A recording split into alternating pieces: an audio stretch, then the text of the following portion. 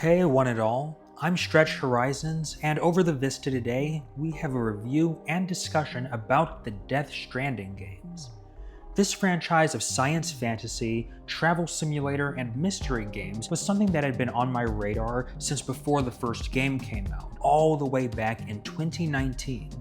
I found the gameplay clips interesting and the teaser material surrounding the game scary in an intriguing way, but I wasn't hooked enough to take the plunge, especially considering how many good games were out not only at the time, but since its release. The second game, titled Death Stranding 2 on the Beach, released back in June and had an amazing soundtrack to go with its release trailer, and combined, that was enough to make me want to give both games a proper chance. I tried my hand at playing the first game all the way through some weeks ago and ended up loving it, despite a steep learning curve around its control scheme and walking mechanics. I played the second game immediately afterward, and now I'm here to talk about it with y'all, not only as games but as examples of the mystery genre that can offer lessons to prospective writers about how to approach the craft of telling a captivating story that'll leave your audience's jaws on the floor. Set sometime in the mid to late 21st century, the Death Stranding games follow the son of the President of the United States, a man named Sam Porter Bridges, who's played by Norman Reedus of Walking Dead fame. Sam is living and working in the ruins of a world devastated by the joining of the realms of the living and the dead, aka the Death Stranding, which occurred roughly a generation prior to the start of the first game. The entire setup of the world's communications infrastructure and environment have also been changed, as time-accelerating rainfall called timefall plagues the Earth, destroying human-made infrastructure not proof against it. Sam is a porter, a class of human worker meant to fill the void left by machines and vehicle-based transportation. He has a psychic condition called dooms that lets him detect hostile spirits of the dead, called beached things, or BTs for short, a condition that is enhanced by a biologically engineered fetus called BB-28, which he inherits from a fellow porter. BBs, or bridge babies, are what allows porters to function and avoid danger, and Sam's BB accompanies him on a cross-country journey to reunite scattered American outposts and cities using a post-Death Stranding technology called the chiral network. This is also a way of reuniting with his kidnapped older sister Amelie, who is taken hostage by a separatist terrorist named Higgs. During his travels, Sam is confronted by visions and memories of a soldier from the other side, all the while working to better understand the Death Stranding with the help of his friends and colleagues as he grows closer to BB. Death Stranding 1 was a great game. The central mystery of the game, the nature of the relationship between Sam, his extended family, this mysterious soldier, and BB had me guessing and theorizing and revising my guesses and theories from the beginning of my playthrough to its end, when I wasn't having epic fights with otherworldly monsters, admiring a beautiful artistic rendering of the US, or hanging out with well-written characters portrayed by the voices and likenesses of an all-star cast, that is. Its messages about unity, family, and American culture deeply impressed me, and helped me understand just why the game's creator, Hideo Kojima, is so loved and respected by his fans, a group I was definitely a part of by the time the credits rolled. Death Stranding 1 gets a 9 out of 10. Death Stranding 2, on the Beach, follows Sam as he continues his work as a porter outside of the United States, with his life and the fate of the world changing as he meets and befriends a mysterious young woman named Tamara, played by Elle Fanning. It is a great game with loads of action and a leap in the quality of music that stands leagues ahead of the already masterful soundtrack of the first game. With a fun combat and cargo management system, spectacular graphics, and a realistic and dynamic environmental simulation system that makes the type of exploration feel setting accurate and extremely exciting, the mechanics of Death Stranding 2 never disappointed me. But the game as a complete package, despite being dense with content, did let me down. The writing and symbolism is mostly fine and occasionally even inspiring, but does take a hit at key moments and in a way that was never a problem for the first game. The villains are occasionally interesting, but are mostly cheesy, unengaging, one-dimensional, and underutilized. The first game's best quality was its story, its characters, and its mystery. Across the board, I was left wanting in minor to moderate extents by the second game in all of these categories. Without giving any spoilers, the mystery aspect in particular was poorly constructed and delivered. I liked the second game despite its faults, and I wholeheartedly recommend it.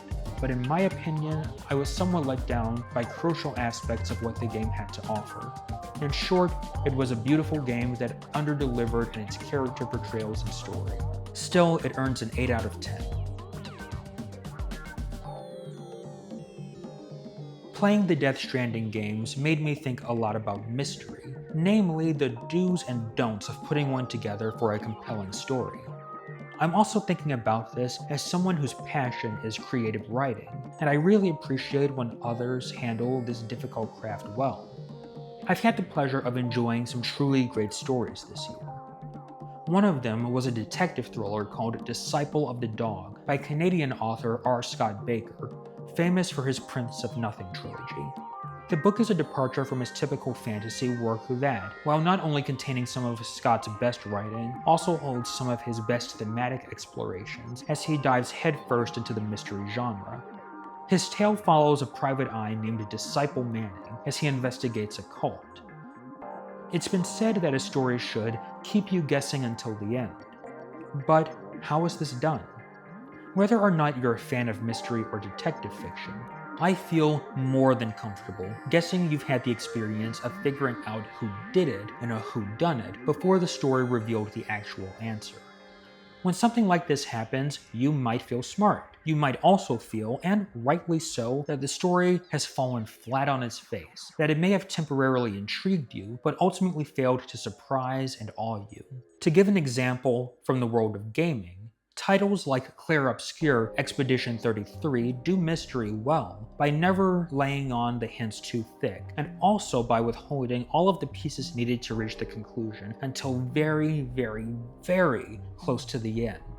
It's not just that you don't guess the ending, it's that you basically can't. Stories like E33 and Disciple are revealing new information or giving you new thoughts about old information right until they wrap. They are examples of mystery done extremely well.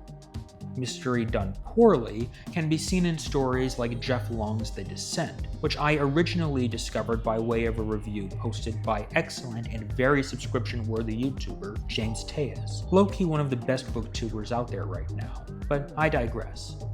The Descent, an exploration novel that, unlike Death Stranding, takes place underground, has an incredible mystery centering around famed religious figures and how they impact the modern world. The story literally gives us the answer to the mystery before faking us out, only to double back and say that the supposedly fake conclusion is actually correct, destroying the wow factor of the reveal when it actually comes in the final stretch. Like The Descent, Death Stranding 2 has a mystery that is easy to guess, unbelievably missed despite an obvious and easy-to-check clue that no one seemed to notice, and ultimately unimpactful considering the broader weaknesses in the narrative and setting. Like The Descent, Death Stranding 2 is a truly excellent project that left me disappointed by failing first and foremost in how it treated its mystery element. So, why give an 8 out of 10 to a game I've roasted? Simply put, I'm trying to be objective. I don't want to deduct points simply because I had ideas in my head or hopes in my heart that weren't met by the second game. It's still a great title, part of a truly original and beautiful franchise with god-tier music, an imaginative setting, and true talent behind it.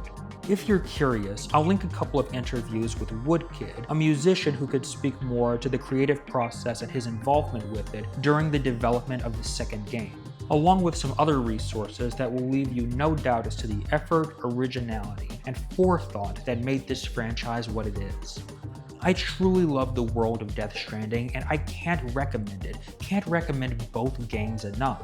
I just didn't want to pull my punches with the second installment simply because I like and respect the people involved with the project, or because I've warmed to it as I've started to replay it. Thanks to Hideo Kojima and the entire team at Kojima Studios for gifting us with hours of fun through well-constructed, moving tales that motivate us to dig deep, persevere and be better people. We, the fans of this franchise, are excited for your next project, whatever that may be. That's all I had, y'all, and stay tuned for what's coming over the horizon next.